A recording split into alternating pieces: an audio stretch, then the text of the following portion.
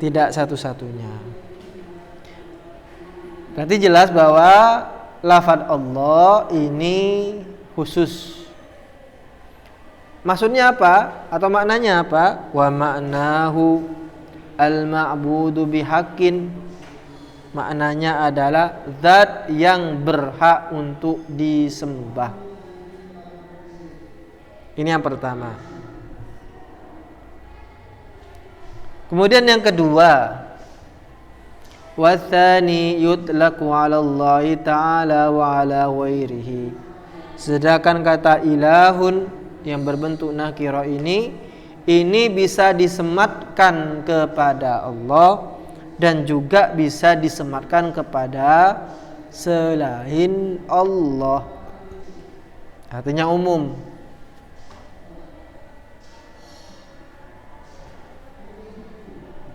Bisa disematkan kata ilahun itu kepada Allah dan juga kepada selain Allah.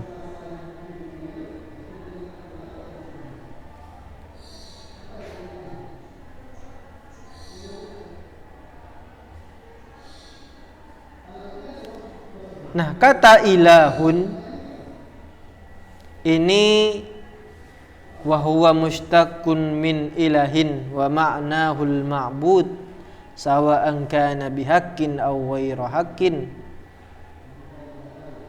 aw ghairi haqqin. Kata ilahun ini berasal dari kata ilahun yang berarti al-ma'bud, sesuatu yang disembah. Sesuatu yang disembah. Baik itu disembah secara hak benar ataupun disembah secara batil.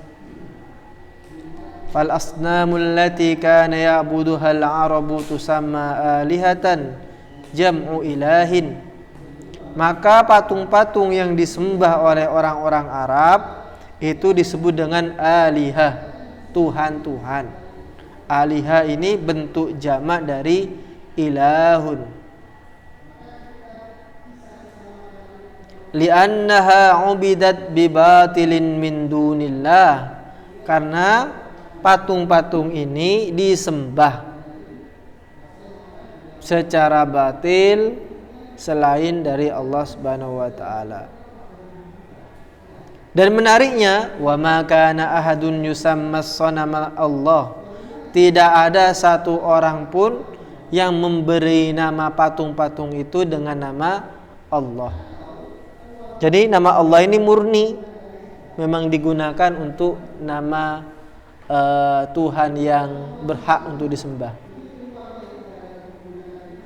Bal kana al-arabiyyu fil jahiliyati idza su'ila man khalaqaka aw man khalaqas samawati wal ard la yaqulunna Allah.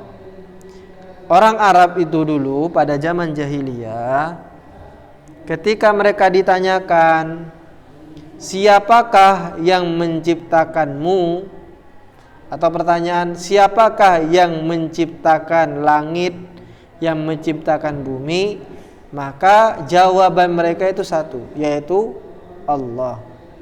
Jadi orang Arab itu zaman dahulu mereka tidak mengingkari bahwa Allah adalah pencipta. Tapi tidak cukup itu sebenarnya. Tauhid itu tidak cukup hanya rububiyah saja. Hanya mempercayai bahwa yang menciptakan alam ini adalah Allah. Tidak, tapi perlu juga namanya tauhid uluhiyah, bahwa kita menyembah hanya kepada Allah saja, jangan menyembah kepada yang lainnya. Allah jangan diduakan. Ini tergambar di dalam satu surah, yaitu surah Az-Zumar ayat 338. Wa fihim yaqulul Qur'anul Karim wala in sa'altahum man khalaqas samawati wal arda la yaqulunallah. Ketika mereka ditanyakan siapakah yang menciptakan langit, siapakah yang menciptakan bumi, maka jawabannya mereka berkata la yaqulunallah, yaitu Allah, menciptakan itu Allah.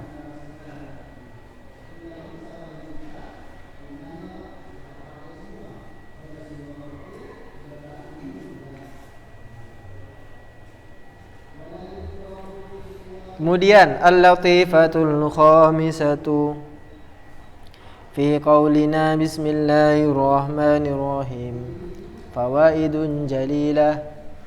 Poin yang kelima, di dalam lafaz bismillahirrahmanirrahim ini mempunyai faidah-faidah yang sangat agung. Yang pertama, minha at-tabarruku bi dzikrismillahi ta'ala, yaitu bertabarruk. Tabarruk itu mohon barokah dengan lantaran menyebut nama Allah Ta'ala. Jadi kalau kita menyebutkan nama Allah atau menyebutkan nama Nabi Allah, ini akan cepat tersampaikan. Contohnya kayak gini. Ketika sampeyan menjadi delegasi mendapat undangan seminar di Surabaya, sampeyan berangkat ke sana atas nama perwakilan dari Pondok Pesantren Kiai Syarifuddin dan sudah ditandatangani oleh Gus Wadud sebagai ketua yayasan. Dengan ini kami menyatakan nama Alvina Damayanti dan seterusnya tertandatangani oleh Gus Wadud. Datang kepada panitia, kemudian menyerahkan surat itu. Nah, ini ada namanya, tertanda tangan. Kira-kira bagaimana respon panitia? Oh iya, silakan. Berarti kan kita benar-benar perwakilan betul gitu kan. Beda dengan kalau kita datang sendiri, moro masuk nyelonong gitu kan. Dipanggil sama panitianya, kamu mau kemana? Oh saya mau ikut seminar. Memang kamu perwakilan dari mana? Kita tidak bisa memberikan bukti, akhirnya ya pada akhirnya kita ditolak. Itu namanya wasilah. Makanya kita di dalam ibadah-ibadah kita sering kita menggunakan wasilah ini. Supaya kenapa? Supaya lebih nyampe, lebih ini gitu kan, lebih cepat. Kita mengatakan ila hadratin nabiyil mustafa Muhammadin sallallahu alaihi wasallam dan seterusnya. Itu namanya wasilah. Tujuannya apa? Yaitu tujuannya supaya kita mohon barokah atas nama Nabi Muhammad, keluarganya, sahabatnya. Kita sebutkan orang-orang yang soleh itu. Atas nama mereka, ya Allah, maka terimalah ibadah kita. Kayak gitu. Namanya tabarruk. Ini yang pertama. Yang kedua, wa ta'zim lillahi azza wajal. Tujuannya adalah kita ingin memuliakan, mengagungkan Allah Subhanahu wa taala. Yang ketiga, wa tardun lisyaiton, yaitu untuk mengusir setan. Jadi kita membaca bismillahirrahmanirrahim, ini setan akan kabur. Menurut ulama, setan ini terkadang mengikuti seluruh aktivitas kita. Kalau kita makan, biasanya setan ikut juga makan. Ketika kita tidur, maka setan itu juga akan tidur.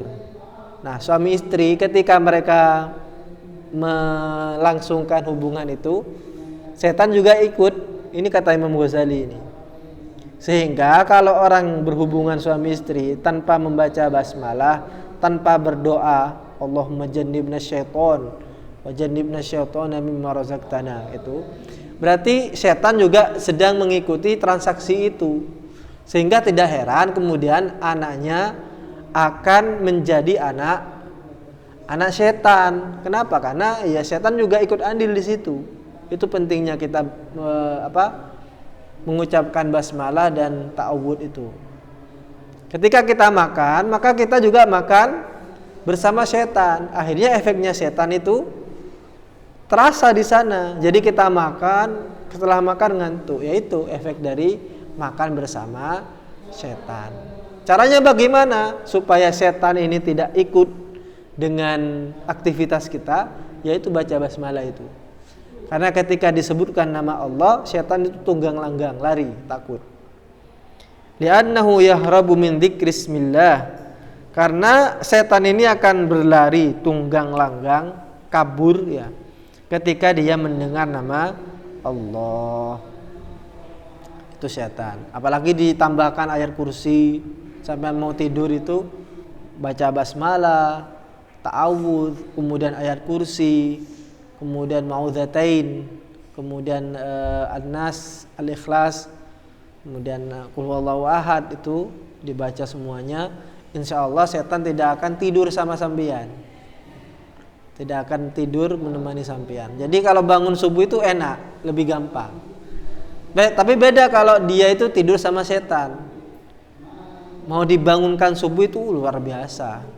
Keamanan sudah mukul pakai sabuk, puak, tetap tidak bangun. Kenapa? Dibisiki oleh setan. Ditiup-tiup kupingnya, ininya, tidurlah gitu kan.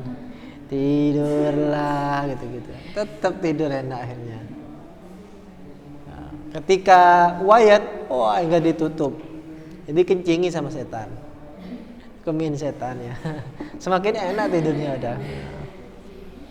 Nah, itu pentingnya kita membaca ayat kursi supaya setannya lari.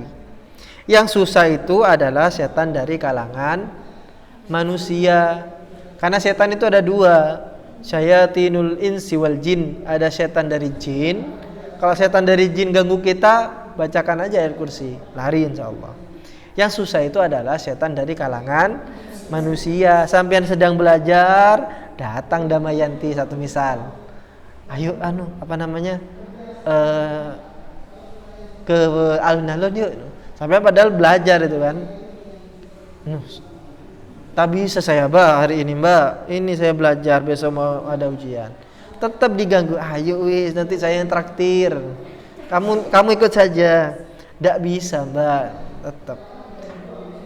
Sampai ingat, ini berarti kan orang yang mengganggu kan berarti kan setan. Sampai ingat, bacakan ayat kursi.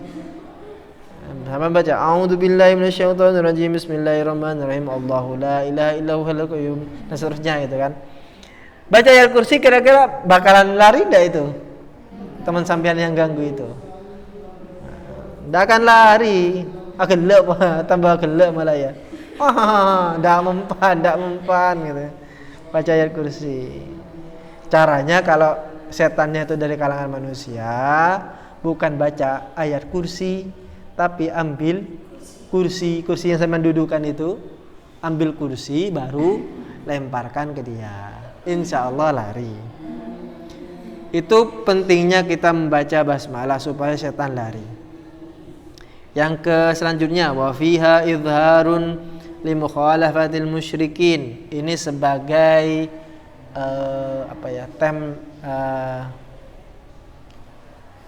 sebagai fenomena, sebagai bentuk kita berbeda dengan orang-orang musyrik. Ikon kita, sebagai ikon bagi kita bahwa kita ini berbeda dengan orang-orang musyrik. Alladzina yaftatihuna umurahum bi dzikril asnami aw ghairiha minal makhluqina alladzina kanu ya'budunahum.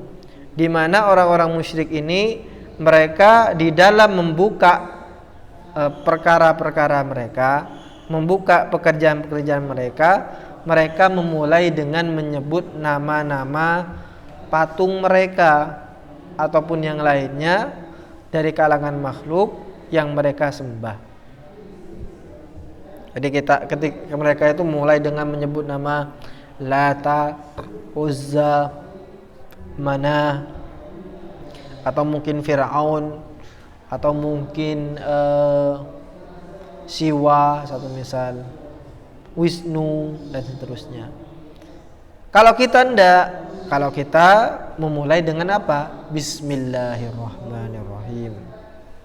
Wa fiha amanun lil khaifi, dan itu juga bismillah ini akan memberikan keamanan bagi orang yang takut. Tadi malam, kalau di sini enggak merasakan ya, padam. Sampean enak-enak belajar, moro-moro padam, cekrek. Kebetulan sampean tinggal di tepi sawah yang dekat dengan kuburan, padam semuanya. Sampean akhirnya merasa takut, maka bacalah basmalah, Bismillahirrahmanirrahim. Insyaallah tidak akan takut lagi. Wa dilalatun 'ala inqita'i qailiha ila Allah Ta'ala, dan juga sebagai petunjuk, dilalah sebagai petunjuk bahwa kita benar-benar pasrah, benar-benar bersandar kepada Allah Subhanahu wa taala. Ketika kita mengatakan bismillahirrahmanirrahim, saya ingin belajar, itu artinya apa? Proses belajar itu kita pasrahkan kepada Allah. Kita bisa belajar ini karena kita diberikan kekuatan, diberikan kesempatan, diberikan kesehatan oleh Allah Subhanahu wa taala. Berarti kita seakan-akan melibatkan Allah Subhanahu wa taala di dalam aktivitas kita. Wa fiha iqrarun bil uluhiyah, juga kita memantapkan bahwa kita meyakini ketuhanan Allah Subhanahu wa taala. Wa i'tirafun bin ni'mah, di situ juga ada pengakuan tentang nikmat yang Allah berikan kepada kita. Wasti'anatun billahi ta'ala, kita juga minta pertolongan kepada Allah taala. Wa fiha ismani min asma'ihi ta'ala al-makhsusah bihi wa huma Allahu war-Rahman. Dan di dalam bismillahirrahmanirrahim terdapat dua nama, yaitu nama Allah, di mana nama ini khusus hanya Allah saja. Tidak ada makhluk yang mempunyai nama ini. Apa itu? Yaitu lafaz Allah dengan Ar-Rahman. Qul ud'ullaha aw ud'ur Rahman ayyamma tad'u falahul asmaul husna. Jadi hanya Allah dan Ar-Rahman saja ini nama yang khusus milik Allah. Kalau yang lainnya digunakan untuk Asmaul Husna, satu misal yang berjumlah 99. Selain dua nama ini bisa digunakan untuk yang lainnya. Rahim, Wadud, Rauf, Malik, Al-Mulk dan seterusnya. Itu bisa digunakan untuk makhluk. Tapi kalau lafaz Allah dan Ar-Rahman tidak. Hanya dimiliki oleh Allah semata. Sehingga dengan demikian kita tahu begitu istimewanya basmalah di dalam aktivitas kehidupan kita sehari-hari. Kita berdoa mudah-mudahan apa yang kita pelajari bersama ini menjadi ilmu yang bermanfaat fid dini wad dunya wal akhirah. Jadi kita akan ketemu lagi pada semester yang akan datang. Insya Allah soal ujiannya tidak jauh dari yang